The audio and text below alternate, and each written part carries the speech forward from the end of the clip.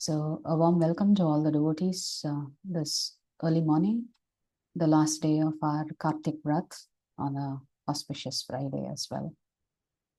So today we're going to complete our Brajamandala Parikrama by entering into Vrindavan, one of the ones. Yeah. So yesterday we visited many beautiful places like Ter Kadam, the Vrinda Devi Kund, etc. At this Ter Kadam, which is the Bhajan Sthali of Srila Rupa Goswami, a beautiful pastime happens. So Sanatana Goswami visits Rupa Goswami, and the younger brother Rupa Goswami is very overjoyed to receive his brother. And when he finds out that his brother is going to come, he certainly wants to make something very special for Sanatana Goswami.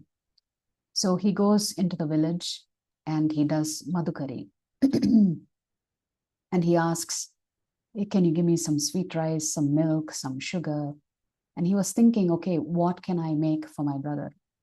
And suddenly one beautiful young girl comes and she gives him exactly the ingredients that he had been thinking about, that he should make some nice, sweet rice, milk payas or kheer for his brother. So he accepts the items from this beautiful young girl and he asks her, I've never seen you around here before. And she says, no, I've been here, but you are a wonderful saint, so I wanted to give some items to you for my own benediction. So Rupa Goswami accepts these items and then he prepares very, very delicious kheer for his brother, Sanatana Goswami.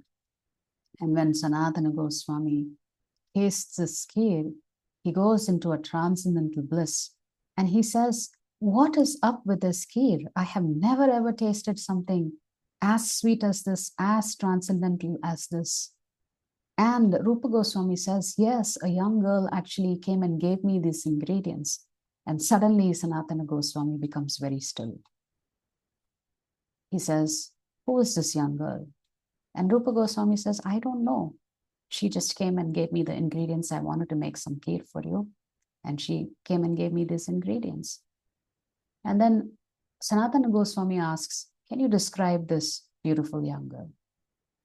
And when Rupa Goswami begins describing this beautiful young girl, Sanatana Goswami just falls on the ground and he says, how could you do this? How could you do this? How could you take seva from Srimati Radharani? Don't you understand? It was Srimati Radharani who came to fulfill your desire, to make this kheer for me. How could you take the service of Srimati Radharani? She is our goddess. She is our mistress. We are supposed to serve her. How could you take service from Srimati Radharani? Such a great offense you have committed. But my dear devotees, the beautiful thing about that is when you become a pure devotee, their lordships themselves are ready and eager to serve you, just like Krishna is ready to serve his pure devotees and becomes their chariot driver like he did for Arjuna. So similarly here, Srimati Radharani was so pleased with Rupa Goswami, she fulfills his desires by bringing him the ingredients that he wanted, from which he prepared the kheer. So Sanatana Goswami was quite morose, saying, like, they have come to Vrindavan to serve the goddess of Vrindavan, Srimati Radharani. And here his younger brother had somehow or the other taken service from Srimati Radharani. So this is the intense mood of the Brajavasis. They only want to serve the divine couple. They don't want to take service from Srimati Radharani or Lord Krishna. So you can understand the mood of pure devotees, right? If the Lord comes to serve us, we would be very proud. We would be very proud of ourselves. But here, the pure devotees like Sanatana Goswami and Rupa Goswami depict to us in what mood we should be to serve the Lord. We never want the Lord to come and serve us. We never want that. We are just happy serving Shri Radha Krishna. in the Vrindavan of our hearts. So, my dear devotees, today we'll conclude our parikrama by going into Vrindavan. But before we go into Vrindavan, we're going to go into Haryana. We went to Rajasthan here. Yesterday we were in Kamyavan and other ones. And so today we're going to go into Sheshashai, and then we will make our way back to Vrindavan here. We're going to come to Vrindavan. So we're going to end the parikrama today in Vrindavan. So here is Sheshashai in Haryana. The Lord is always accompanied by his plenary expansions.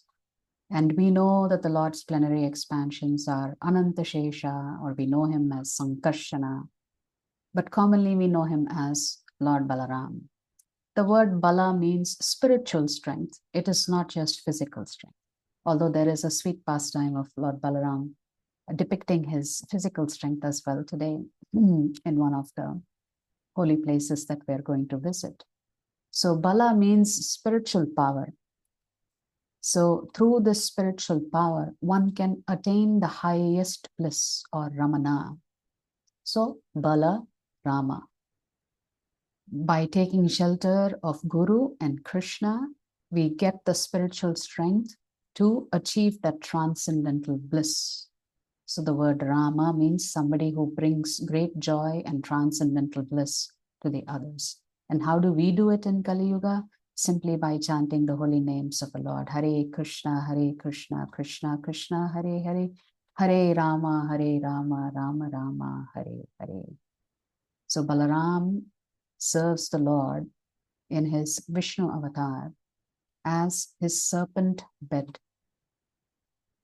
And Lord Vishnu rests on this serpent bed.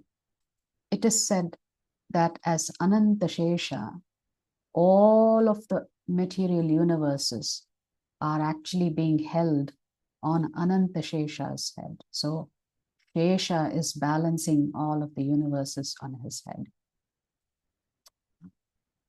So there is this beautiful shloka here from Vishnu Sahasranam, right? Shantakaram Bhujakashayanam Padmanabham Suresham.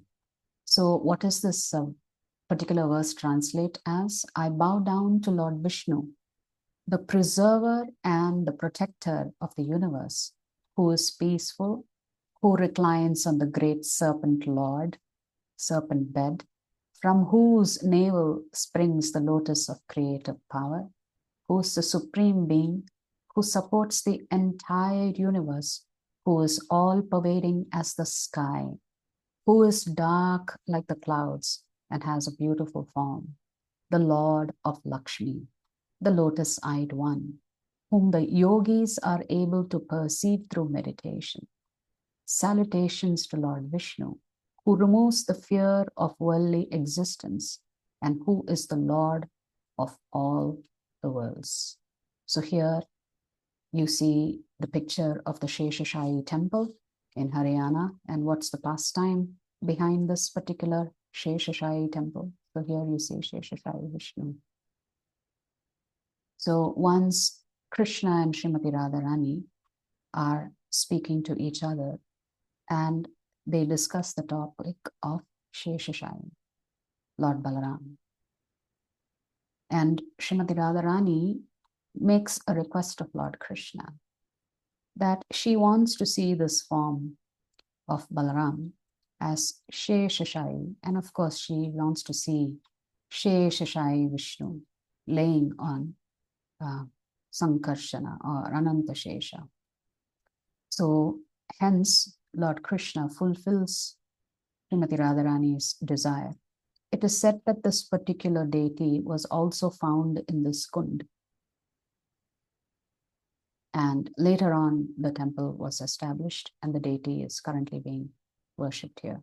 So a most beautiful reclining Vishnu, decorated so beautifully in what looks like pink and green.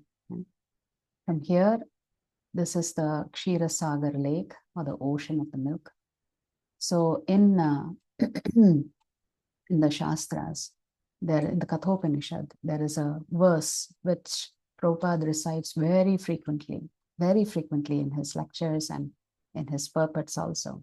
Nityo nityanam chetanas chetananam eko bahunam yo vidadhati kaman tam atmastham ye nupashyanti dhiraha tesham shanti sashpati netaresham.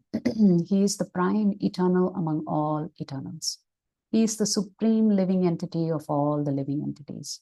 And he alone is maintaining all life. Although all of us are eternally individuals, there is one amongst us who is the prime eternal individual. Although all of us are conscious, that chetanas chetananam, there is one amongst us who is super conscious.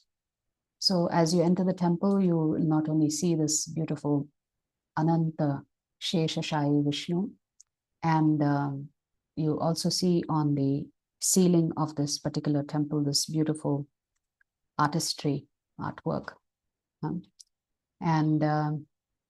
So the Lord expands himself into many, many forms, and his primary first expansion is Lord Balaram. And from there, Lord Balaram expands into so many other expansions until the three Vishnus or the Vishnu avatars are also created. From here, we are going to move to Rama Ghat. And here is a special pastime of Lord Balaram. So there is a place called the Upabangur, and this is where this Rama Ghat is located. You can see the Yamuna River on the bottom here. And in the Bhagavatam, there is this wonderful sloka glorifying Sankarshana. Sankarshanastha Krishnasya Sandeshair Hridayam Gamaihi Shantvayam Asa Bhagavan Nananunaya Kavidaha. The Supreme Lord Balaram, the attractor of all, being expert at various kinds of conciliation, consoled the gopis by relaying to them the confidential messages Lord Krishna had sent with him. These messages deeply touched the gopis' heart. So it is not only Uddhava who comes to see the gopis and relay the message of Lord Krishna. Balaram is also requested by Krishna to come and console the gopis because he understood that they were experiencing such deep separation from him. So there is this beautiful tree. It is said that at this ghat, this Rama Ghat, Lord Balaram also performs his Rasa Leela with his gopis. So in the Bhagavatam, it is understood, or at least the Acharyas explain to us, just as Lord Krishna performs his Rasa Leela pastimes, Balaram also performs his Rasa Leela pastimes, and those pastimes were performed here at this Rama Ghat. So it is said that Balaram comes and lives with the gopis for 2 months to console them. And during one such Rasa dance, what happens is that the Varuna Dev gives them one special drink, which is called the Soma Rasa. And it's a very, very fragrant drink. And the Bhagavatam says that the name of this drink is Varuni. And all of them drink this and become intoxicated. And later on, Lord Balaram wants to quench his thirst, and he requests Mother Yamuna to come so that he can quench his thirst. And Mother Yamuna, feeling a little disturbed, she's much further away. She's not here close to the Rama Ghat. She is disturbed, and she doesn't heed the Lord's call. And Balaram becomes very, very angry. What does Balaram do? He takes his plow and drags it on the ground. And sure enough, as he drags it on the ground, Mother Yamuna comes towards this place in Rama Ghat. Here are the deities inside the temple. You can see Laddu Gopal. Very, very beautiful deities here. We talked about Balaram's Rasa Leela, which is mentioned in Srimad Bhagavatam. So you can see the Yamuna River now at this Rama Ghat. Earlier, Yamuna was not here. So Balaram benedicts Yamuna by bringing her to this Rama Ghat. And here also is another place which is called the Akshayavat at the same Rama Ghat, which is where Pralambasura appears as a cowherd boy. And the boys are having a little competition, tug of war, and so many other competitions. So Krishna is on one team, Balaram is on the other team. So Krishna is the captain of one team, Balaram is the captain of the other team. So Sridham was on Balaram's team. And this Pralambasur, who had come in the disguise of a Gopa boy, is on Krishna's team. Somehow or the other, Balaram and his team are victorious. So Krishna has to carry Sridham on his shoulder.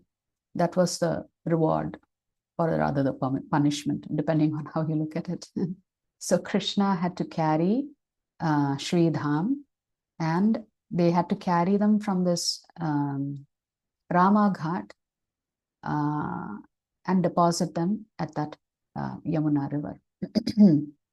But somehow or the other, when Balaram is carried by Pralambasur, Pralambasur has come with the purpose of killing Balaram first and then finishing off Krishna. At least that is what Kamsa's instruction was to Pralambasur. But Pralambasur takes Balaram deep into the forest, although Krishna immediately recognizes him as the demon sent by Kamsa. But Balaram is wondering, where is this person taking me? Suddenly he realizes, oh, I don't think this is a very good personality.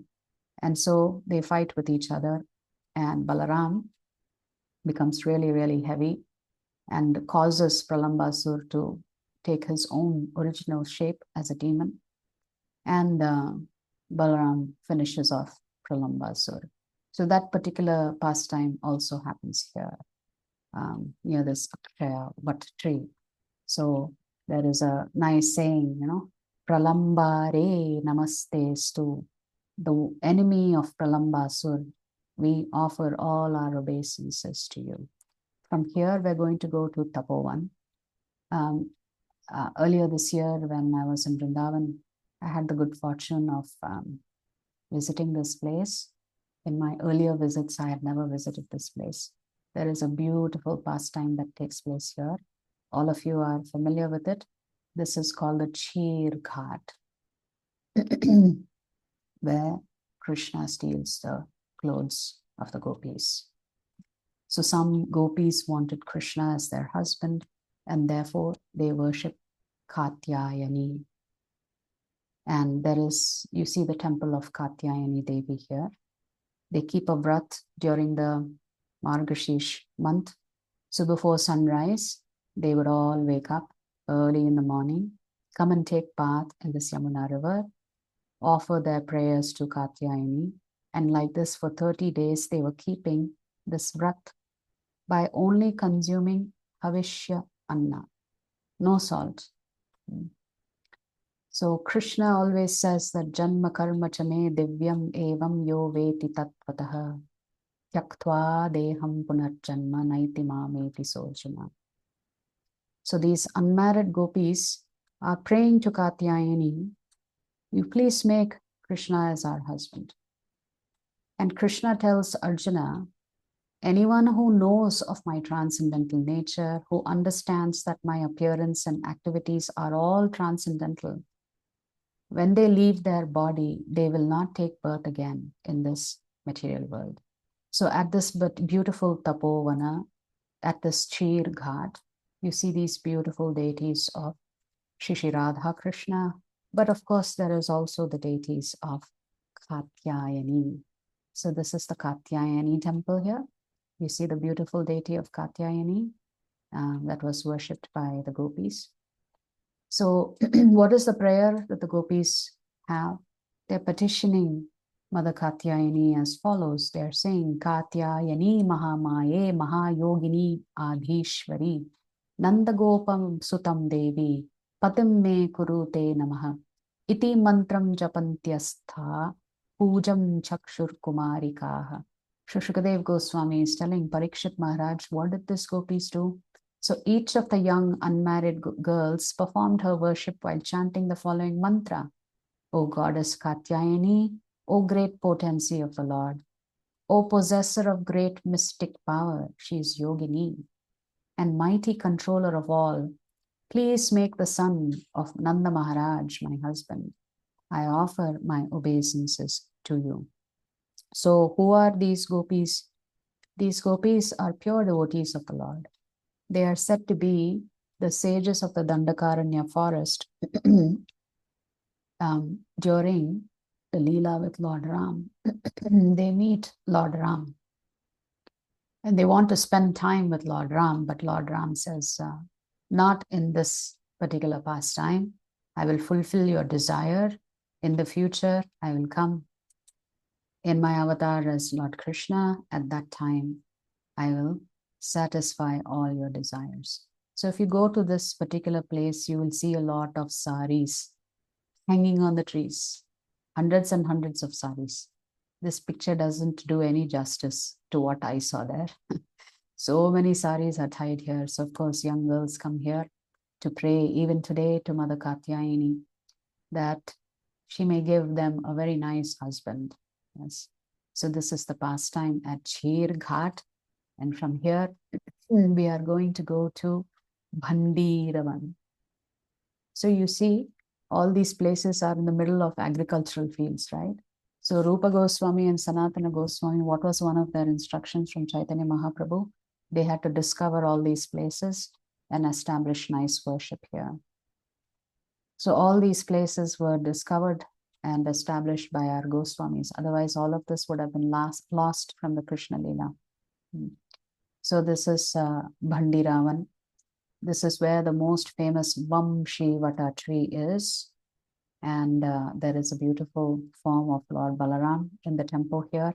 It is said that Balaram is meditating on Krishna and therefore he turns black. So in this Bhandiravan at this Vamshivata, Krishna and Balaram spend time having lunch, and all the cow grazing pastimes also happen here. There is a temple here for Lord Balaram. And once Krishna and Balaram were enjoying lunch and the cows wandered away. They were all busy playing so many different games. Somehow or the other, the cows cross over the Yamuna and go to the other side of the banks. And suddenly the boys realize, where are our cows? We don't see them around us anymore. And they start calling out for the cows and they don't find them. And as they move deeper into the forest and cross over the Yamuna, they discover that the cows are calling out pitifully as if they were in great deal of distress. And as the Gopas discover the cows, a huge forest fire surrounds all of them on all sides. And what do the Gopas do? Krishna Krishna Mahavira, He Rama Mogha Vikrama, Davagnina Dahyamanan, Prapannam Stratumar Hataha. The cowherd boy said, O Krishna, Krishna, most powerful one, O Rama, you whose prowess never fails, please save your devotees who are about to be burned by this forest fire and have come to take shelter of you. And Krishna, of course, is always ready to satisfy his devotees. So what does Krishna say? Don't worry, just close your eyes. And when the Gopas close their eyes, Krishna simply swallows the forest fire. From here, we're going to come to the Gandharva Vivaha. This particular pastime is actually there in the Garga Samhita. In the Garga Samhita, it is said that Lord Krishna and Srimati Radharani, a marriage ceremony was organized here for them. And you see Lord Brahma here on the altar. That Lord Brahma himself comes and becomes the pujari for the wedding of Shri Shri Radha Krishna. So that pastime happened here. Yeah. So we've looked at the Vamshivata tree as well, where Krishna plays his flute in the middle of the night. And the gopis all rush out in the middle of the night to come and see him. And Krishna is not very kind to them. He says, why have you come out in the middle of the night? Who asked you to do this? I hope everything is all right in your respective household or life. You should go back. And the gopis say, actually, you called for us, and that's why we're here, to meet you. And Krishna says, it's not appropriate for you to come in the middle of the night and meet me.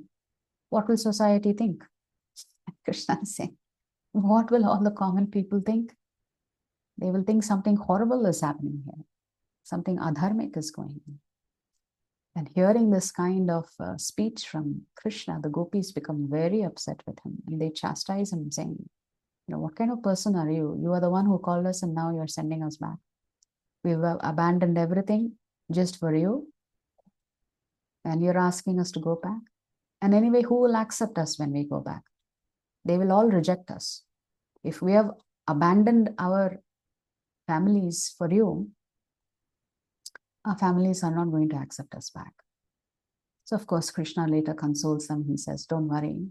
After the rasa dance takes place, then Krishna disappears from their midst because they exhibit a little bit of pride.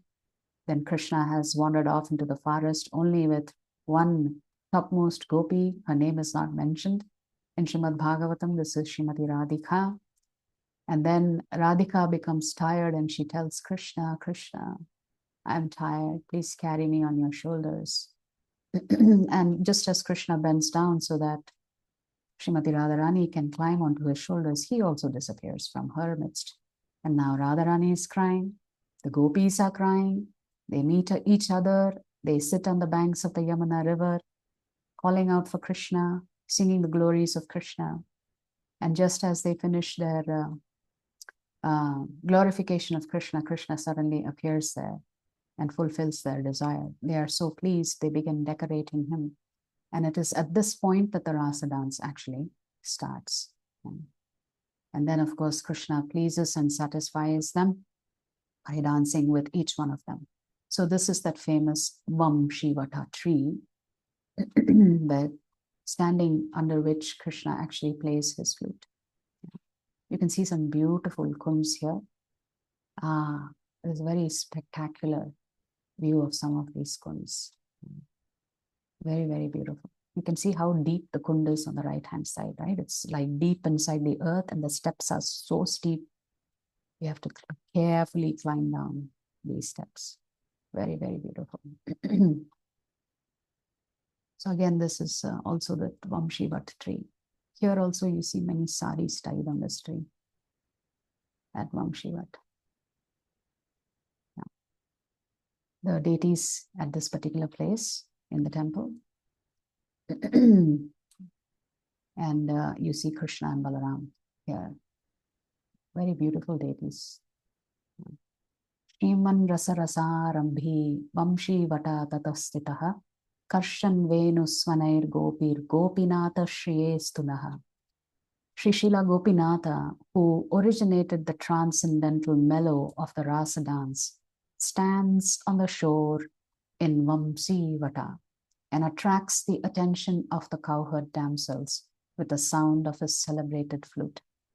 May they all confer upon us their benediction. So this is from the Prayojana Deva Pranama. Prayojana means our ultimate goal. From here, we are going into Bilvavan, and this Bilvavan is in the forest called Bhandiravana. So in Bilvavan, also a lot of cow grazing happens. You can see the Yamuna river flowing on the backdrop there. And Krishna and Balaram would play games here. But there is an interesting pastime here. Let us see. What is the temple here? Lakshmi Devi. Lakshmi Devi hears about Lord Krishna's pastimes. Of course, she's eternally serving Narayana in Vaikuntha, but she's so attracted to the pastimes of the Lord as Krishna that she too wants to join the rasa dance. She has heard that Krishna is Rupa Madhuri, Venu Madhuri, Prema Madhuri, and Leela Madhuri. So she's deeply attracted to Krishna. And so she's doing tapas here in this Bandiravan. So, however, she does not get an opportunity to enter the rasa dance, unlike how Narada Muni gets an opportunity to witness the rasa dance. So she hears about the Lord's pastimes from Narada Muni, actually. And she also wants to participate in it. But then if you visit this place and hear about this pastime, you will hear from the senior devotee saying that she's still performing her tapas here. She's still performing austerities here. So maybe one day she'll get the association of Lord Krishna. But then her rasa has to change. Her rasa is different than the gopis. From here, we're going to move to Gopeshwar Mahadev, another beautiful pastime where Lord Shiva wants to enter the Rasa Leela dance. And so he approaches Purnamasi. Purnamasi says, look, it's almost impossible. You're not in the right body to enter this Rasa dance. And Gopeshwar Mahadev insists, he says, no, I will do whatever you say. You know, I also want to witness this pastime of the Rasa Leela of my Lord. And so Purnamasi tells him, you come here to this particular kund and take a dip in this kund, and you will change your body. And once you change your body, maybe you can enter the rasa dance. So there is this Gopeshwar Mahadev temple here, and we'll just look at the temple closer. The temple doesn't look like this anymore today. This must be an older picture. It is on a very crowded street. They have built up the temple. In and around the temple, they've made it much larger than it is, than what you see in this particular picture. You see Lord Shiva dressed as a gopi. So in the morning, if you go, you will see the linga on which you can do abhishek. If you go in the evening, Lord Shiva is always dressed as a gopi. So you can see here with long black hair and pink attire, Lord Shiva is dressed up as a gopi. So after he enters this Manasarovar, that lake is called the Manasarovar lake. And after Lord Shiva takes a dip in this lake, he becomes a gopi. And the rasa dance is about to take place, and all the other gopis are thinking, who is this new gopi? We have never seen her before. Strange looking gopi. She has a third eye in the middle of her forehead. We've never seen this gopi before. And they don't allow her to enter the dance. They're saying, I don't think you're a gopi. You are some masquerader here. Which gopi has a third eye in the middle of their forehead? Of course, they didn't recognize Lord Shiva. So the gopis, they say, you don't belong among us. And so Lord Shiva could not actually take part in the rasa dance. He only witnesses it. So later on, he becomes the Kshetrapal here, protecting this particular dham as Gopeshwar Mahadev. So he will not allow anybody else to enter the rasa dance. So this is the lake in which Lord Shiva actually takes the dip. This is the Manasarovar. Man means sulking pastimes. Of course, there is one more sulking pastime of Srimati Radharani. So one day during the Sharad Ritu, Srimati Radharani saw Krishna performing the rasa dance with other gopis. He was not a part of it. You can imagine how angry Radharani would have been. She becomes furious and she sulks. And she crosses over to she becomes sulky, she leaves this area and she crosses the Yamuna river. And she's there in a solitary forest all by herself, meditating on Krishna. She was angry, she was upset, she was distressed, she was crying. And it is her tears that form this Manasarovar. And that is the lake in which Lord Shiva takes a dip in the tears of Srimati Radharani. So Krishna is frantically trying to search for Srimati Radharani and he could not pacify her. And no matter what he tries to sing, he tries to dance, he tries to please her, and Radharani would not relent. So finally, what does Krishna do? Krishna falls at the lotus feet of Srimati Radharani and begs for forgiveness. And he places his flute at her lotus feet. So you would have seen this picture of Krishna holding the lotus feet of Srimati Radharani in his lotus palms. So this was that particular pastime that is being depicted here, where Srimati Radharani becomes very pleased with Krishna when he begs for forgiveness. And the Leelas continue from there. So now we are going to enter the final leg of our parikrama. We are entering the most holiest of places, Vrindavan. So you'll see some beautiful aerial shots of Vrindavan. And Vrindavan, itself is glorified in Srimad Bhagavatam. And again, this is part of the, I think this is part of the Venu Gita, if I'm not mistaken. Here the gopis are saying, "O friend, Vrindavana is spreading the glory of the earth, having obtained the treasure of the lotus feet of Krishna, the son of Devaki. The peacocks dance madly when they hear Govinda's flute. And when other creatures see them from the hilltops, they all become stunned." So the gopis are describing what is happening in Vrindavan, how holy this place must be, that the Lord is constantly placing his lotus feet on this particular dham.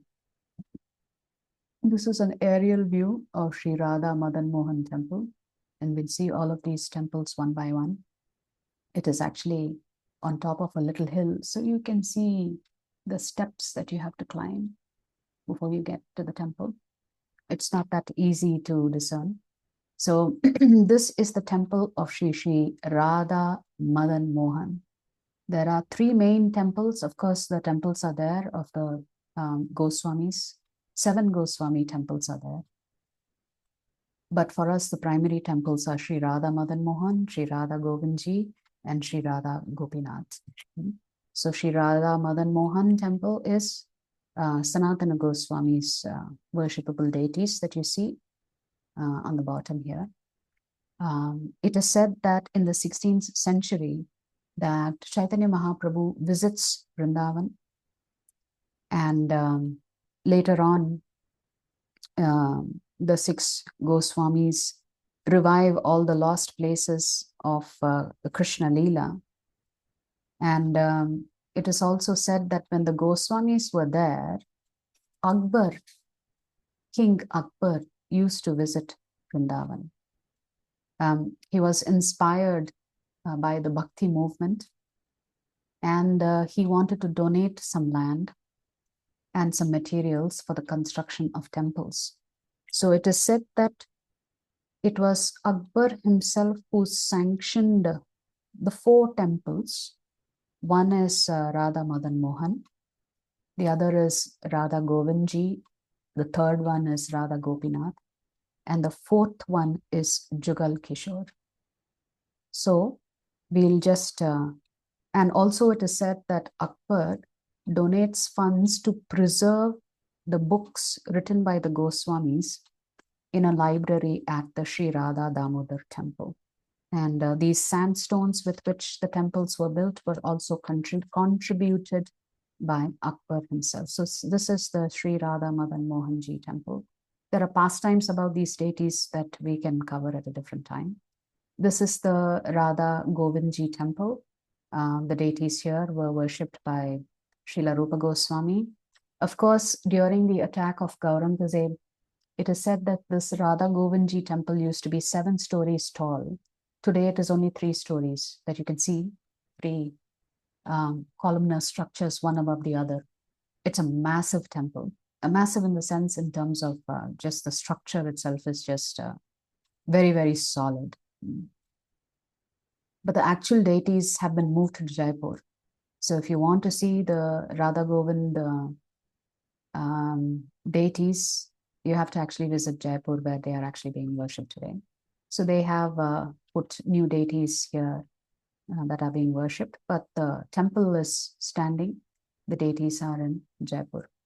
So this is Sri Sri Radha Gopinath Ji temple. This is Raghunath Das Goswami's worshipable deities. You can see Radha Gopinath, and he is represents the Prayojana Acharya, right?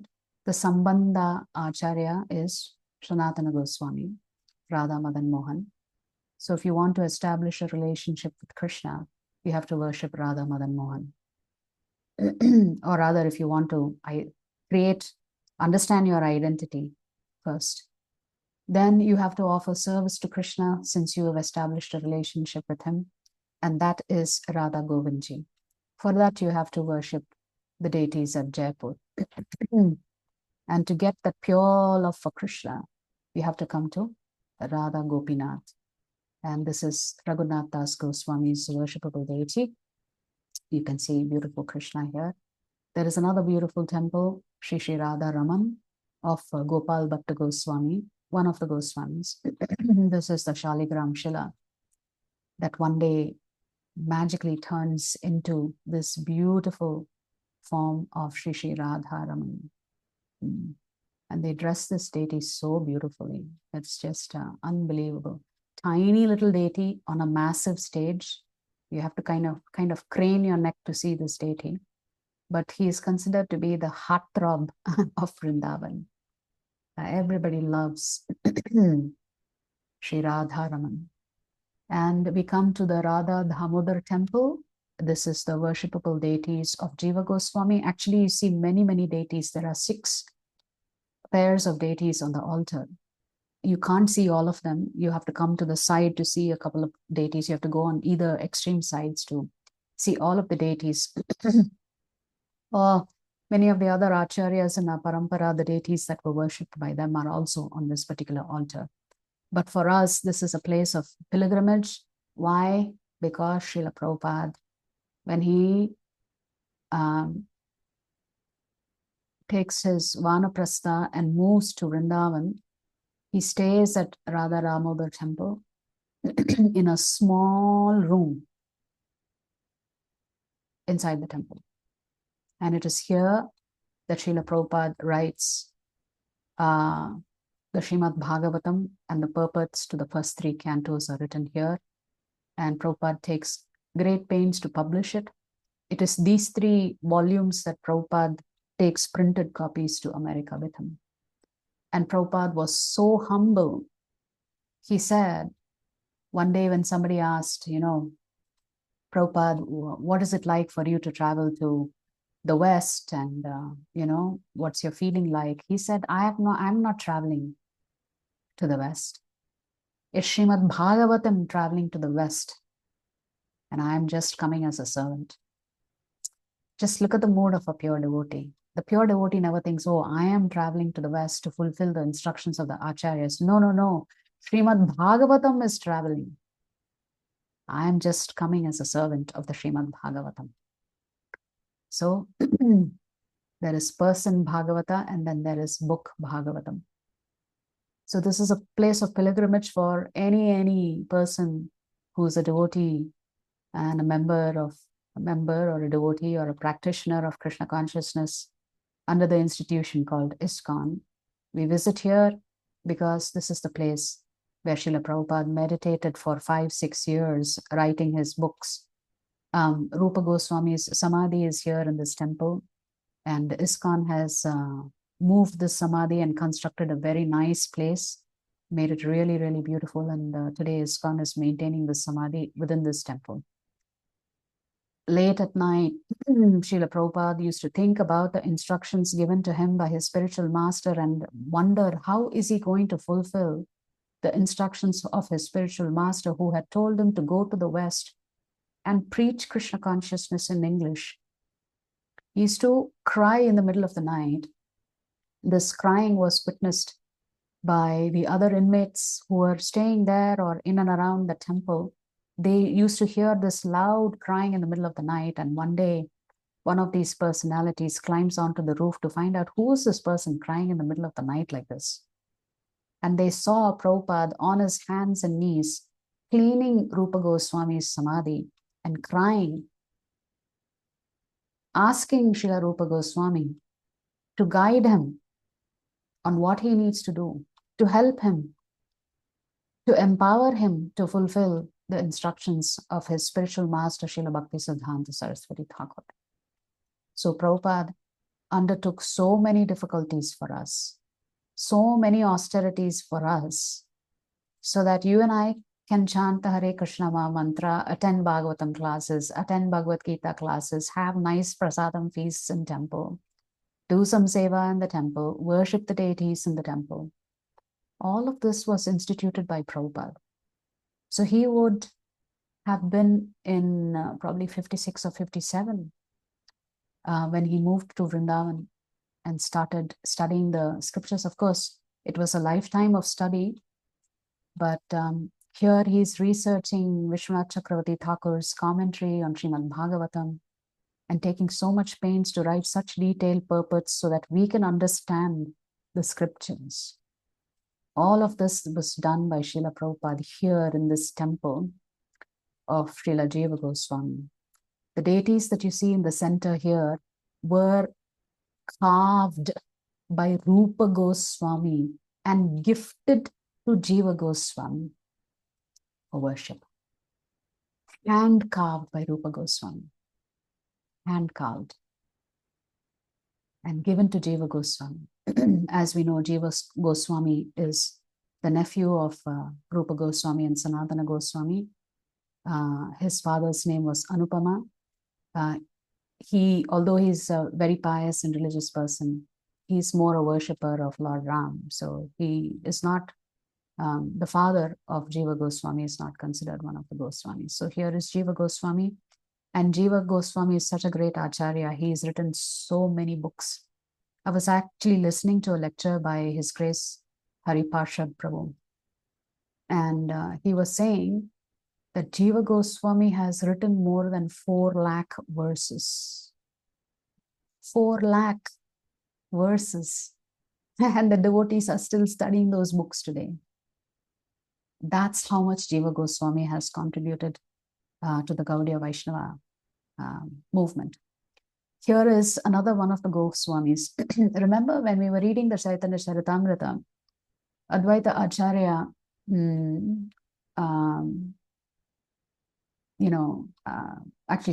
Krishnadas Kaviraj Goswami has come to Vrindavan after a particular pastime that happens. He's very upset with his brother for insulting Nityananda Ram and Nityananda Ram's devotee. And when he comes to Vrindavan, of course, he meets some of the Goswamis, specifically Rupa Goswami and Raghunath Das Goswami, and he hears the pastimes of Chaitanya Mahaprabhu from their lips. And Lokanath Goswami also serves Chaitanya Mahaprabhu, but Lokanath Goswami instructs Kaviraj Goswami, please don't even mention my name when you're writing about the Lord's pastimes. So that is why we don't hear much about Lokanath Goswami, but Srila Prabhupada names one of his disciples Lokanath Goswami.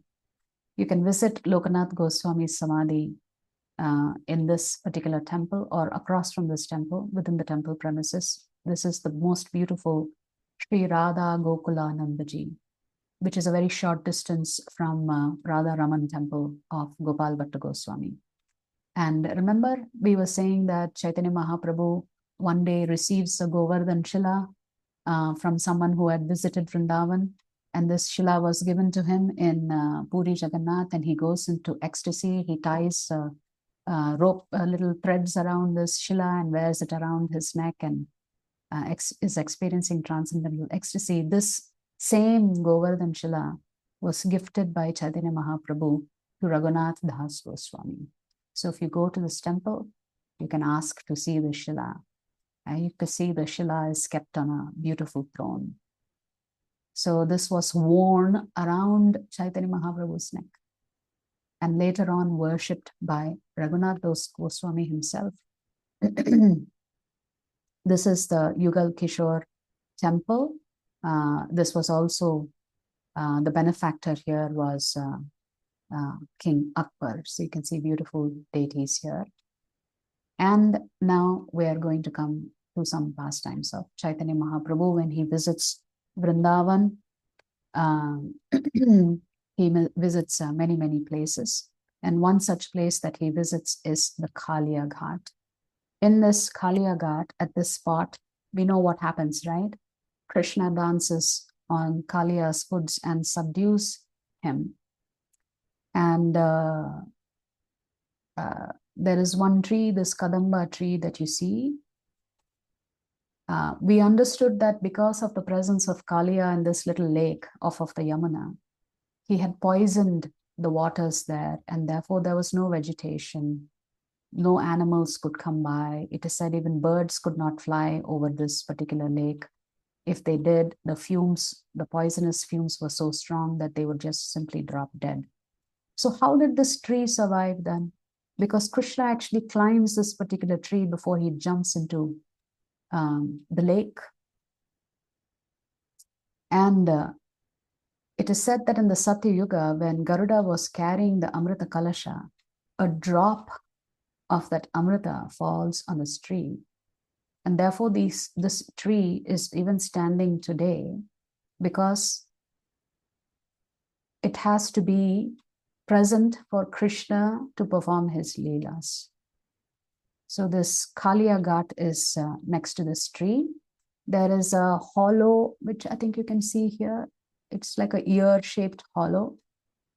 So devotees will circumambulate this tree and express their spiritual desire into the hollow of this tree, so that maybe their spiritual desire will get fulfilled by Krishna. So this is that Kalia Ghat. When you do the internal Vrindavan Parikrama, there is one more Parikrama called the Vrindavan Parikrama, where you start your Parikrama from the ISKCON temple. And then the first place that you visit is Kalia Ghat. And from Kalia Ghat, you circumambulate and then come to the Goswami temples. And then I think you finish your parikrama back at the ISKCON Goshala. So this is Kalia Ghat, where the pastime of Kalia Leela happens. So Chaitanya Mahaprabhu also visits Kalia Ghat, where the Dahan happens. You can see some nice sculptures here. This is an aerial view of the Kadamba tree and a closer view of that Kadamba tree. So Krishna actually climbs under this Kadamba tree before he dives into the Yamuna. So here is the Imali Tala. Here there is a nice verse composed by Srila Bhakti Siddhanta Saraswati Thakur. Here the verse says, Radha Chinta Niveshana Yasya Kantir Vilopita Shri Krishna Charanam Vande Radha Lingita Vigraham. I worship the lotus feet of that form of Sri Krishna, when due to being thoroughly immersed in separation from Srimati Radhika, who is displaying man, her mood of jealous anger, his own dark complexion vanishes and he assumes her bright golden luster. I worship the lotus feet of Sri Krishna as he is embraced by Srimati Radhika after her man has been broken.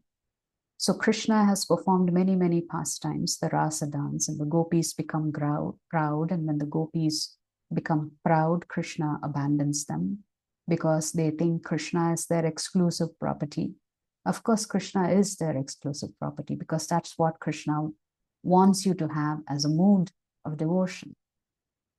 But for the sake of the Leela, Radha and Krishna, when they separate from the rest of the gopis, they actually appear here at the Shringaravat, where Lord Krishna is decorating Srimati Radharani's hair. And when Krishna hears that the gopis are searching for him in deep separation, he takes Srimati Radharani deeper into the forest. And that's when Radharani says, I'm so tired, please carry me. And then Krishna disappears from the midst of Srimati Radharani. It is at this place, when Krishna is separated from Srimati Radharani, he meditates on Srimati Radharani, and he meditates so intensely that he becomes the color of Srimati Radharani. Later on, when Chaitanya Mahaprabhu visits Vrindavan, he too meditates at this Imli Tala. It is said that this is the original tree where Chaitanya Mahaprabhu sat. It's a beautiful tree. Strangely, it has a very hollow, what do you call it? The base of the tree is hollow, but still it is growing nice leaves. You can see Chaitanya Mahaprabhu's vigraha there in the little altar in front of this tree. So Chaitanya Mahaprabhu also comes to the spot when he sits under this tree and is thinking of Krishna. And when he's meditating on Krishna, Chaitanya Mahaprabhu's color changes to dark blue complexion. So when Krishna sat and meditated here on Srimati Radharani, he changes color to the golden complexion of Radharani. When Chaitanya Mahaprabhu comes here and meditates on Krishna, he becomes blackish blue in color. So from here, we are going to go to Keshi Ghat. Sorry, these are the deities here. Beautiful deities. This particular Imli Tala is being maintained by the Gaudiya Math. So if you go there, you will see the Gaudiya Math people maintaining this particular temple. The other main temples of the Goswamis are being worshipped by the descendants of the Goswamis themselves, the families of the descendants of the Goswamis. So this particular temple is being maintained by the Gaudiya Math. This is the beautiful Keshi Ghat, where Krishna kills the Keshi demon in the form of a horse. This is also a very beautiful place. And at night time, Yamuna Arathi takes place here, right?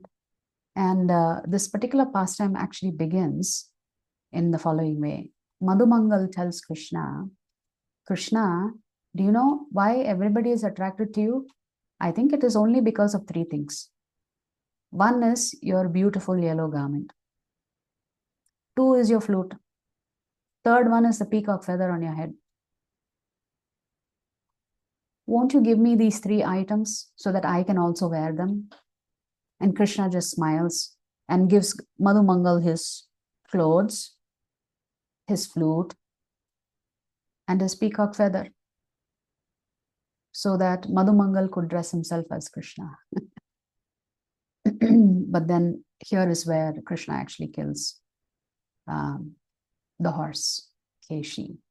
Yeah. So it is said that if one takes a bath in the Yamuna river, it is more purifying than taking a bath in the Ganges river. Why? Because Krishna has personally frolicked in the rivers of the Yamuna. So at the evening time, they do beautiful Yamuna Arati. So many devotees will come to this Keshi Ghat. You can see this Yamuna river. It's an aerial shot of the Keshi Ghat. And you can, if you want to take a bath, you can catch a boat here and cross the river. Actually, even at Imli Tala, there is a place where you can pay the boatman some money and he will take you to the other side of the river where you can take a bath. So this is a nighttime view of Keshi Ghat. Looks so beautiful. The Yamuna Arathi being performed at night. And you can see here, people light lamps and release it into the Yamuna river. So you see these beautiful floating lamps here. And this is the Yamuna Arati that happens every evening at Keshi Ghat. From here, Sri Chaitanya Mahaprabhu visits a place called the Vishram Vat. It is also called the Baitak, Chaitanya Mahaprabhu Baitak. Yeah. So it is said that Chaitanya Mahaprabhu, just hearing the names of Krishna, would fall unconscious. So he visits Vrindavan along with one of his close associates called Balabhadra Bhattacharya. And when he comes, he would sing and dance and glorify the Lord. And he would stay near the Akrura Ghat. There is another ghat called the Akrura Ghat. We don't have photos of that here. And so this Vishram Bhat is close to that Akrura Ghat. And he meditates on Lord Krishna here. Actually, there is a short prayer. I'm not able to recite it in Bengali, where Chaitanya Mahaprabhu is telling Krishna, I can't repay my debt to you. You know, I'm so grateful that you've given me the opportunity to experience this bhakti. This is the Lord himself expressing his indebtedness to himself as Shri Krishna. Yeah. We will conclude our parikrama at ISKCON Vrindavan. This is the most beautiful Shri Krishna Balaram Mandir established by Srila Prabhupada. You see an aerial shot of this temple. And I mean, so much struggle Prabhupada and his disciples went through to construct this temple. You know, there were so many delays and issues of people cheating the disciples of Prabhupada.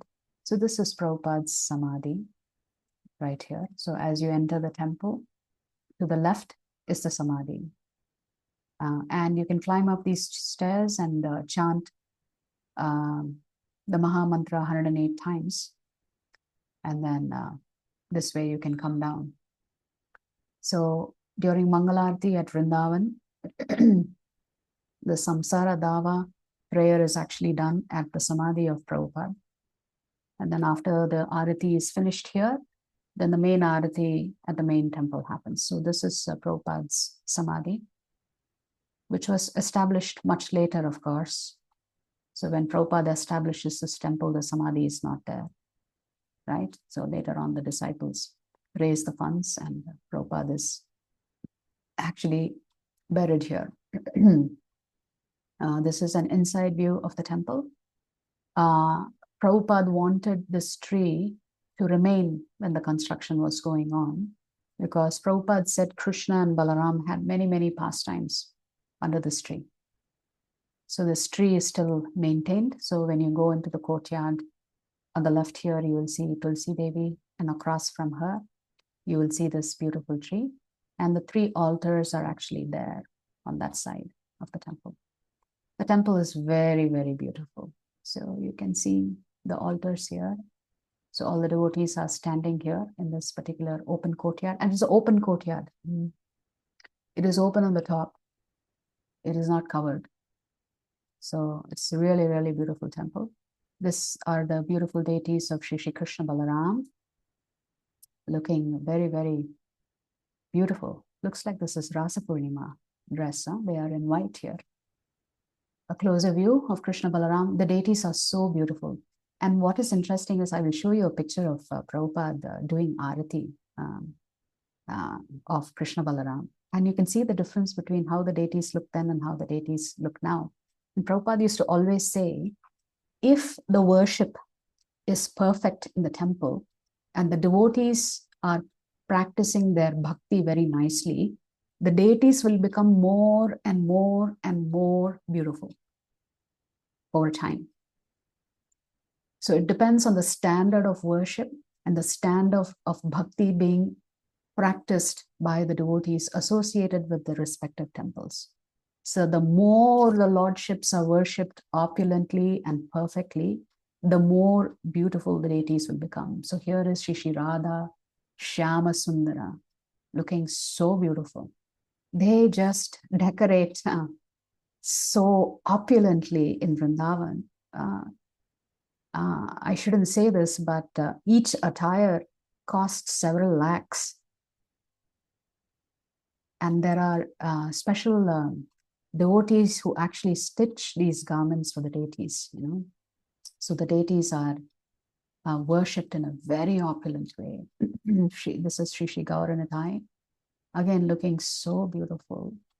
They look like they are all dancing in ecstasy. And of course, on Gauranathai's altar is Srila Bhaktisiddhanta Saraswati Thakur as well as Srila Prabhupada. This is Srila Prabhupada's Samadhi. So with this, we will look at this final photo of Srila Prabhupada. Look at how blissful Prabhupada looks. I always love this photo of Srila Prabhupada. He looks like he's just in another world. Look at the smile and just look at the radiant vision of Prabhupada performing Arati to Krishna Balaram. So now you see the deities of Krishna Balaram. They seem to look very different, isn't it? From this photo here.